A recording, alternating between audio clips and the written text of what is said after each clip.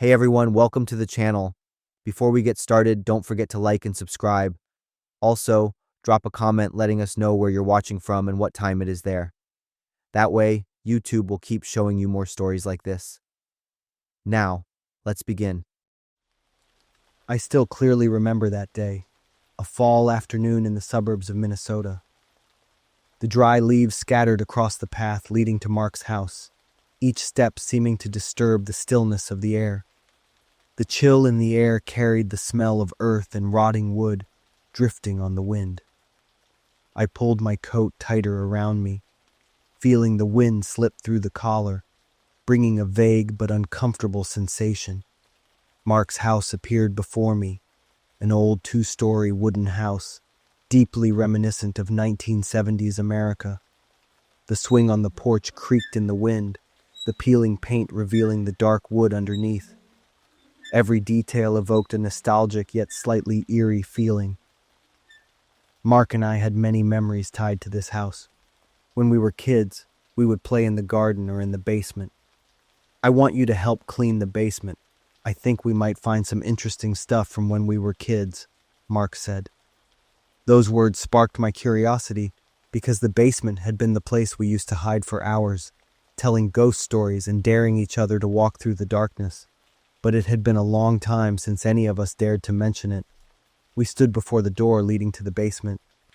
Mark's hand gripped the flashlight tightly, his eyes constantly scanning, as if he feared someone was watching. "That's the devil's domain," Mark said with a light laugh. But seeing the worried look on Mark's face, I knew the basement wasn't just a messy place. The wooden stairs creaked with every step. The flashlight's beam swept across the walls covered in cobwebs, revealing stains and patches of mildew. A musty smell filled the air, mixed with a foul stench, as if something was decaying. I held tightly to the railing, trying not to look down. The weak light from Mark's flashlight swept across a corner of the room, where a large wooden box was hidden in the shadows. The old box, its paint chipped away, looked as if it had been there for decades. Mark bent down, his hands trembling as he opened the box. A putrid, rotting smell wafted up, causing me to step back, my hand covering my mouth. In the dim light, I saw what was inside: animal carcasses, cats, mice, birds, stuffed into the box. Some were intact, but most had decayed, their fur matted together, and a dark brown, slimy liquid spilling from the sides of the box. My heart pounded, and a wave of nausea rose within me. Mark stood frozen, the flashlight in his hand flickering as if he too couldn't control it. "Isaiah," he whispered hoarsely, almost as if in disbelief. Isaiah, the 17-year-old boy, with a cold face and empty eyes. He always kept his distance from everyone, lost in his own world. Mark told me that Isaiah liked to collect things that others threw away, old toys, bottle caps, and sometimes even stranger things. But this wasn't a hobby. This was something else. Mark confessed to me that he had once seen Isaiah kill a bird in his yard a few months ago. "I thought it was just a stupid prank," Mark said, his voice breaking. "But now, I'm not so sure." Mark's parents decided to send Isaiah for psychological treatment after finding strange drawings in his room, images of torn-up animals, twisted faces full of rage.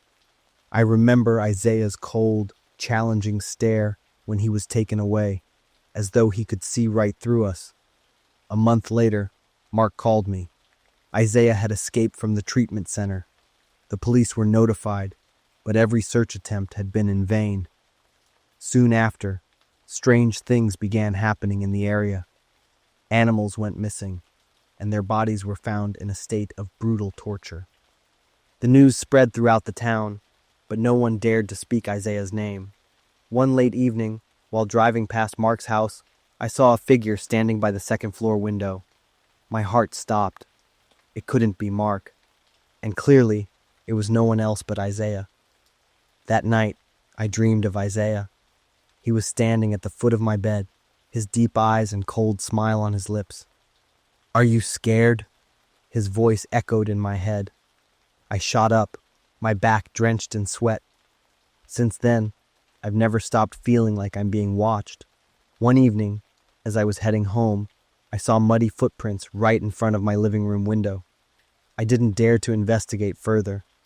Isaiah was still missing, and no one knew where he was. But I knew one day I'd see his name on the news, tied to a horrific crime. My name's Owen. I'm 32 years old.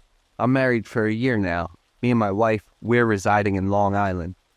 We are living in a rather old house. According to our knowledge, we're the fourth owner of the estate.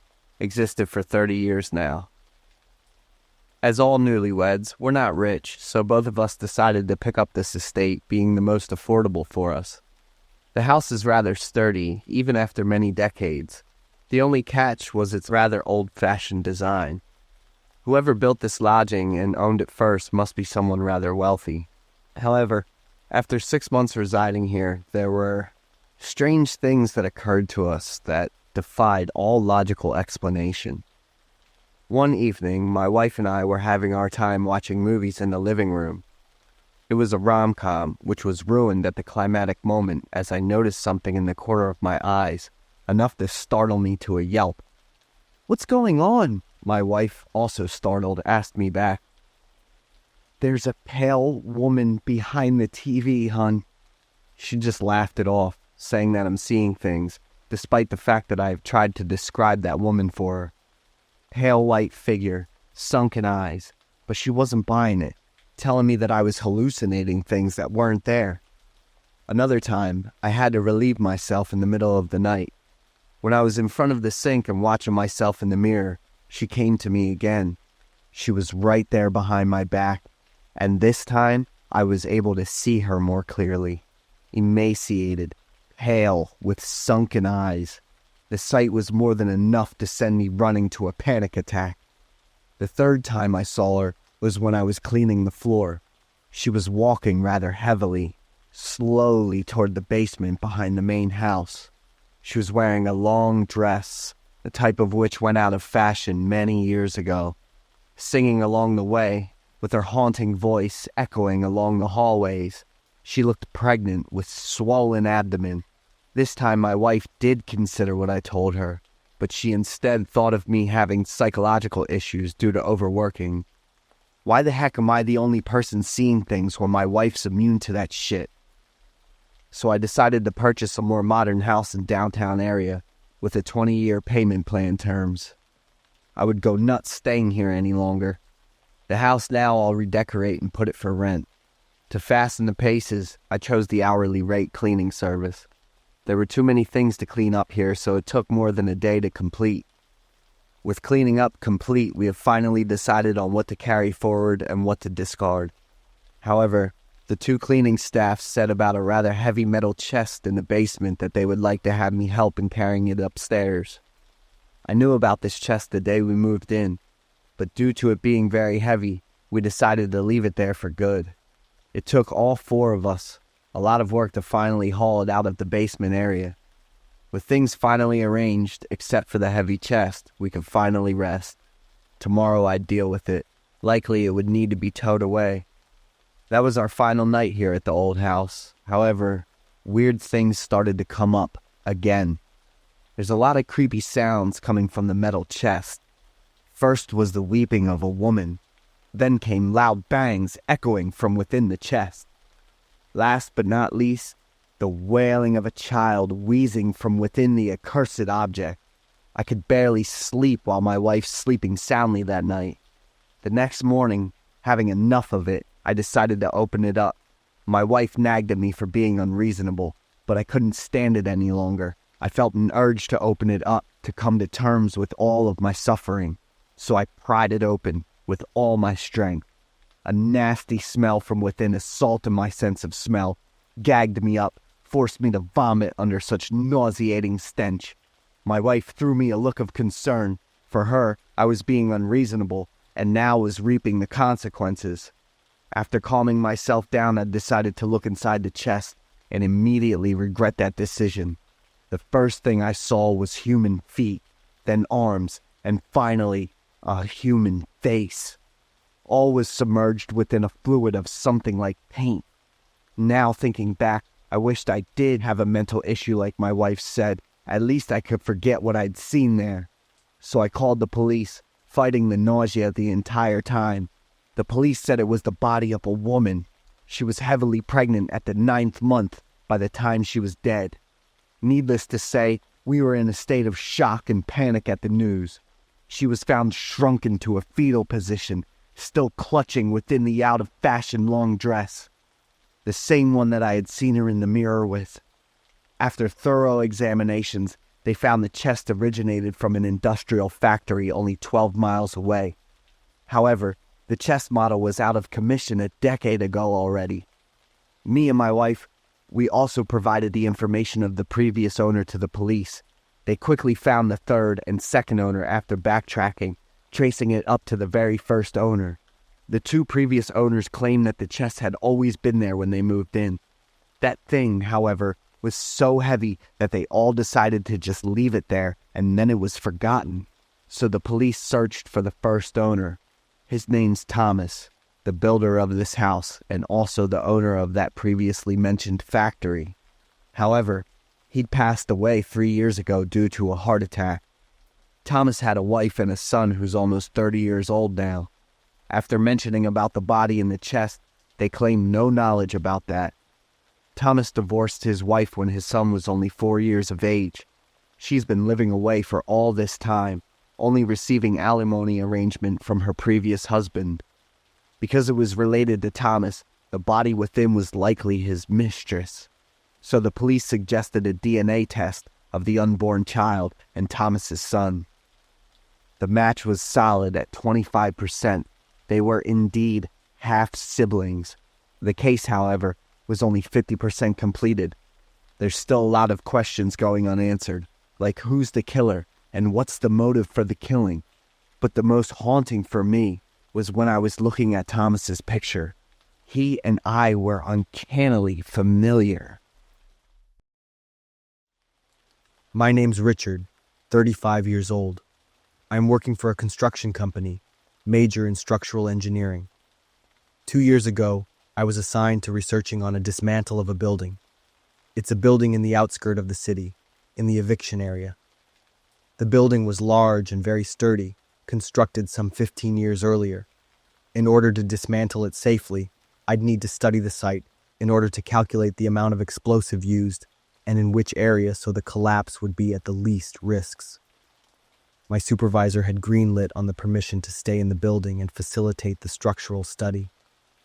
The day I moved in, 2 tenants welcomed me in, a mother and son. The mother name's Kate, 66 years old, and her son Jim, 41 years old.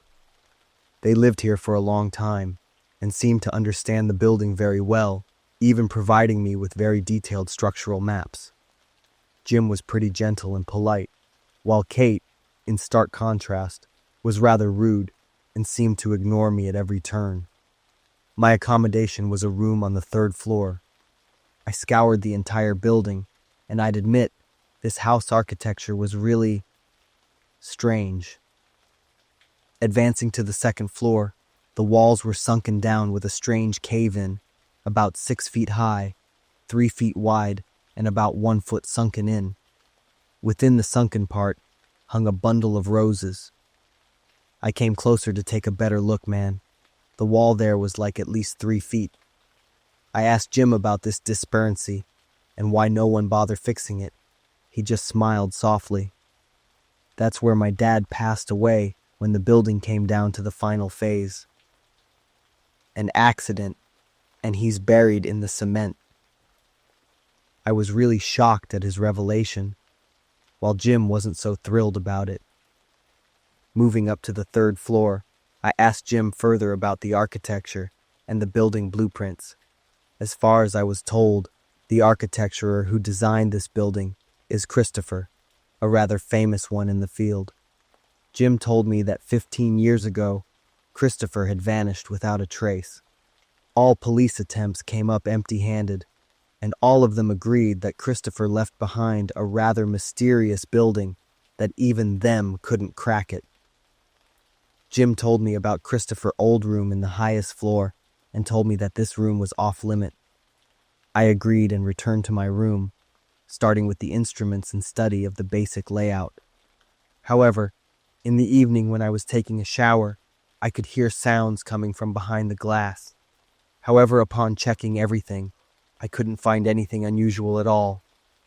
At night when I sleep, that sound once again rang out. It felt kinda like someone's calling me or calling for help. Later the following morning, I went downstairs and met Kate in the kitchen. I asked her whether there was anyone else residing in the building and was told that the three of us was the only residents here. After breakfast, I began my observation to mark up the foundations for demolition.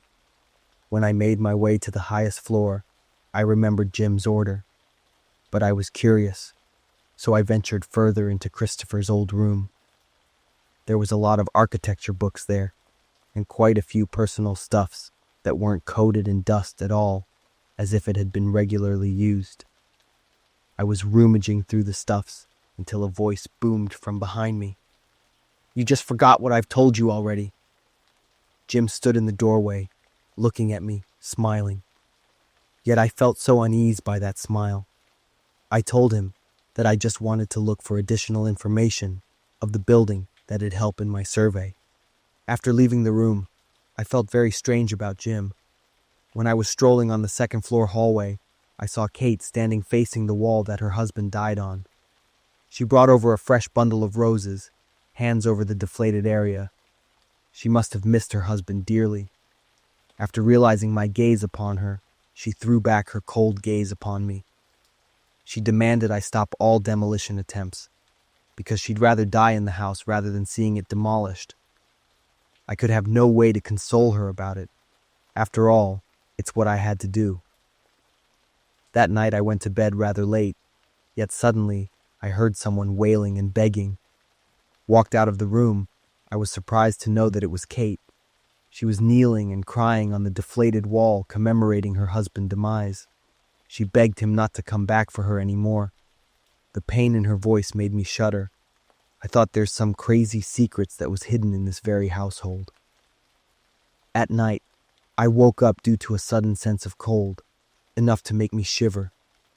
When I was able to open my eyes, I realized that I was locked up in a very tight space, with slippery walls surrounded. I was in full panic, slammed hard on the walls and screamed aloud, hoping for someone's attention. Suddenly the ceiling opened up, came over with blinding white light shining down upon me. A shadow appeared, quietly looked down upon me, despite my ceaseless pleading for help. That shadow didn't say anything, but just pouring down a thick substance. Only when it came and touched me that I realized it was all cement. The caustic wet cement seemed to have eating through clothes and body. The pain was unbearable, and I could only scream and hope it would go away. Until the moment the cement rose overhead and the substances streamed through all my orifices. It was until that I jolted completely awake, the caustic taste still linger in my mouth. It was all just a bad nightmare, and thanks to that, I was unable to go back to sleep. Later that morning, I sneaked back to Christopher's room to search for additional information relating to this household. Before I was able to come in, I realized the room was occupied. It was Jim. He's rather, versed around this part of the house. Jim went to the corner of the room and pushed on some hidden furniture there, revealing a large hole within. I carefully marked the location in my memory to avoid Jim's detection. A few days later, I tried to act as normal as I could in front of the two tenants. Every location for demolition charges and building foundations had been made and mailed back to the company's headquarters for processing. Kate was becoming more and more cold and rude, while Jim was acting rather relaxed. On my last day there, I snuck up on the secret chamber in Christopher's workroom when everyone had fallen asleep. It was a rather small, dampened place with 2 observation holes carved out into my bedroom and bathroom. So, Jim had always kept me under his watch from the start. When I was deep in my thought, I saw Jim sneaking to my bedroom a sharp knife on his hand. He slowly made his way to my bed, swinging it high. He swiftly lifted up my sheet for a strike, but then stopped when couldn't see me there. Those actions were in stark contrast with the gentle smile that man often wore on his face. It was when I realized that Jimmy Guy was no joke. He's truly a serial killer, hidden in plain sight. Jim angrily stormed to the bathroom. After a deep breath, he quickly ran out of the room. I knew where he's heading and placed myself accordingly. Right across Christopher's room, I could hear raging footsteps getting closer and closer. So I did the only logical thing I could, closed the door shut and locked it from behind. The door suddenly bulged up by strong impacts. Okay, that guy was really into me now. I thought, braced myself in the short corner behind the door. Open up! This is the police. Hearing that, I knew that I would be safe and opened up the door to the authority. So as a precaution, I called the police before venturing here to this door. Now safe, I could see the police arresting Mrs. Kate and Jim. Initial diagnosis concluded that he's suffering a serious case of schizophrenia. When the building was manually dismantled, workers there discovered a small hidden section right behind my room. In there was a dying old man. That was Christopher. After recovery, he told that he was the grandfather of Jim. That twisted man had buried his own father alive in concrete, and I legally imprisoned his grandfather for 15 years. I didn't dare to imagine what would become of me if I hadn't alerted the police before going to the room. I'm Adam, 29 years old. My family is not wealthy. I was born in the rural town of Chateau in Montana. Although I was born and lived in Chateau for 13 years, I didn't feel connected to this place. I always dreamed of living in a larger city, a place with many amusement parks and bustling shopping centers. My wish came true when I was 13 years old. After many years of hard work, my parents could finally afford a small house in the city of Billings.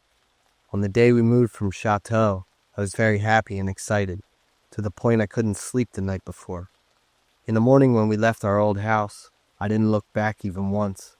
I didn't know that I was trying to escape from a peaceful and happy life and heading towards long, lonely days. The new family home is located at the end of a crowded street. It has deteriorated quite a bit, but that's all my parents could afford at that time. My room is on the attic floor, a small room with creaky wooden floors which produce an annoying sound every step. In addition to some old belongings, there were books and toys left behind. I guessed its previous owner, who seemed to be around my age. My room has a window overlooking a corner of the backyard, which made the house seem even smaller due to its spacious surroundings. I eagerly arranged some small toys received as birthday gifts on an already worn-out wooden table. The older items from my room had been boxed up and stored under this very same table. I was so excited, imagining this new life could bring forth. On the first night in the new house, everything felt quite unfamiliar.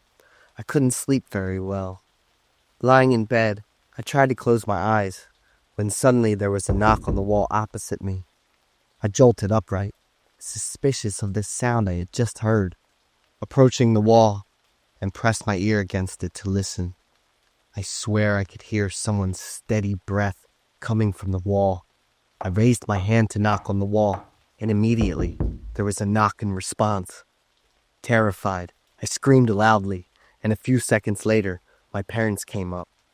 My mother hugged me, trying to reassure me, while my father walked around to check the room.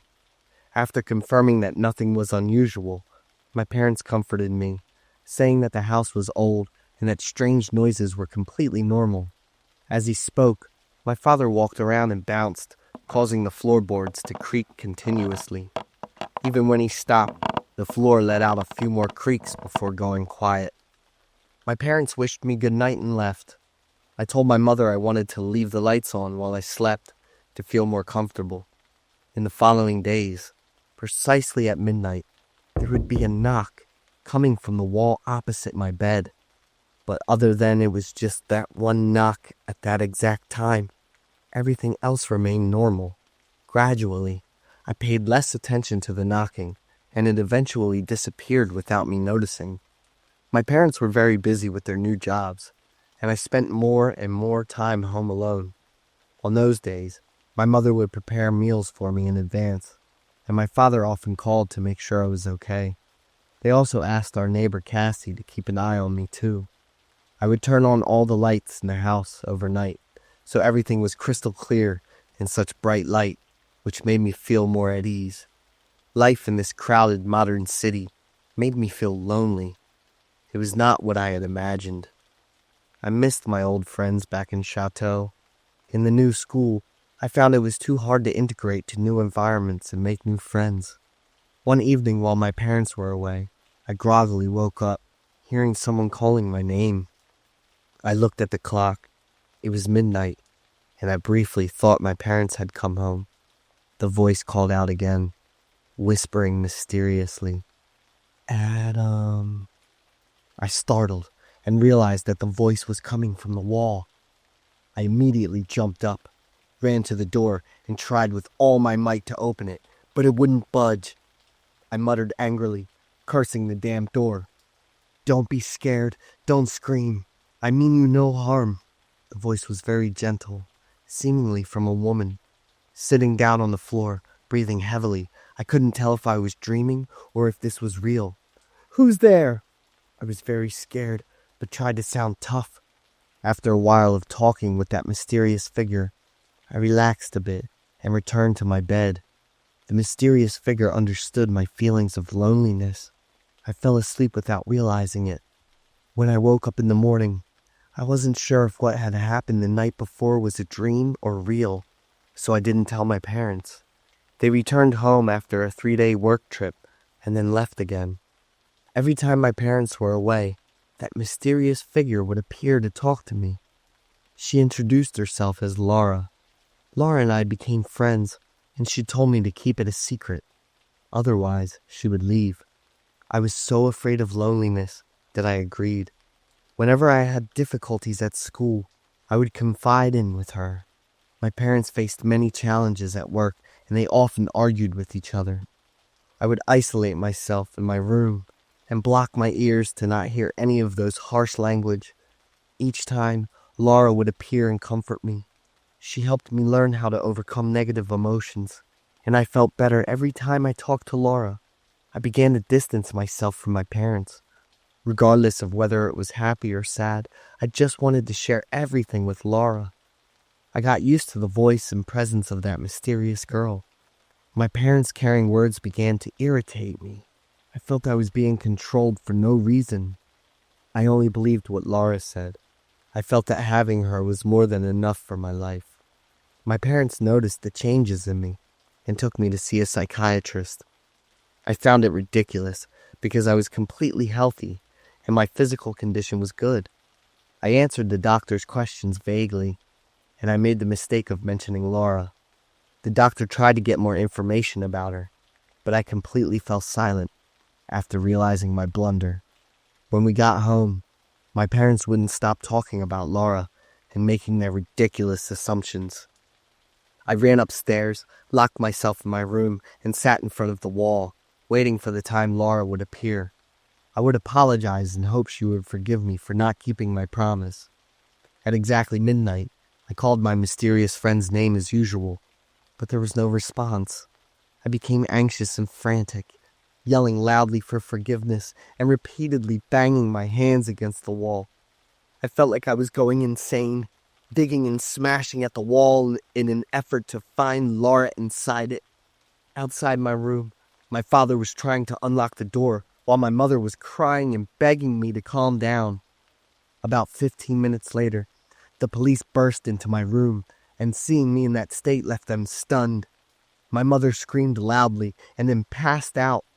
The wall appeared to be smeared with a dark red, stenchy liquid. I sat on the floor with most of my nails completely ripped off. I was taken to the hospital and admitted to a psychiatric ward, diagnosed with severe depression. I spent 5 years there trying to escape the thoughts of that mysterious girl. Now my life is better. I have a girlfriend named Laura, a real person who is ready to love and accept my flaws.